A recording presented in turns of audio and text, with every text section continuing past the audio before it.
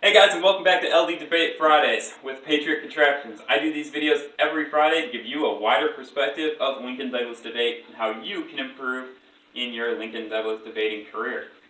Today's topic is having multiple cases. I've talked about this on my other channel, the LD Man, and now I'm bringing it to my new channel, Patriot Contraptions.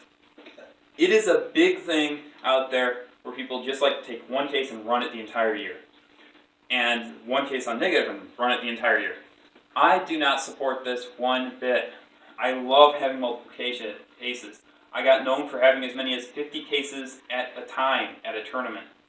I only ran 4 of them, which is weird considering that a tournament has 3 rounds. I guess I made it into out rounds that tournament. And I ran a different case each time. Why did I do that? Well, I wanted to learn more about the resolution and try out some new ideas. And that's really why you have multiple cases, to try out new ideas and to give you a fallback plan if one of your cases is bad or you show up at a tournament and a guy's got a case list. Well, that guy with the case list shows up and you happen to notice it sitting on his desk and he mentions that, cool, I've got your case written here, my buddy gave it to me. And it's amazing how many guys actually tell you they have a case list.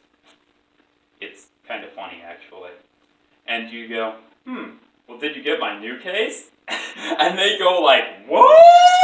I just spent an hour trying to study this case that he had. And now he's not going to run it? Exactly. That's why you have a backup case.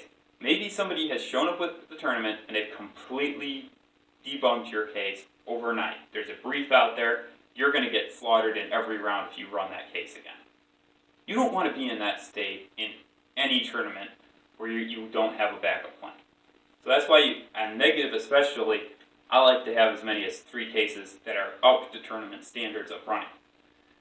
And by tournament standards, I mean fully written out, and I've practiced them at least 3 times before I go into the round. Now, there are non-tournament standard cases as well. That's the other 44 cases or so that I had in the back of my mind and in my binder and on my computer. And what those cases are is they're outlines a lot of times or partially written out cases, ones that are not up to tournament standard. They have their value, their criteria, and their contentions. But I haven't filled in all the information. Maybe I've just got like subpoints. Maybe use Russian example here. Or maybe it's an outlandish case. What if globalism applied to insects traveling over borders? Or planes traveling over borders? Well, that would be a catastrophe. You know, something like that. And having that extra time to think through all of the different cases makes you think like an attacker. You're thinking of all the angles you can possibly attack this resolution on.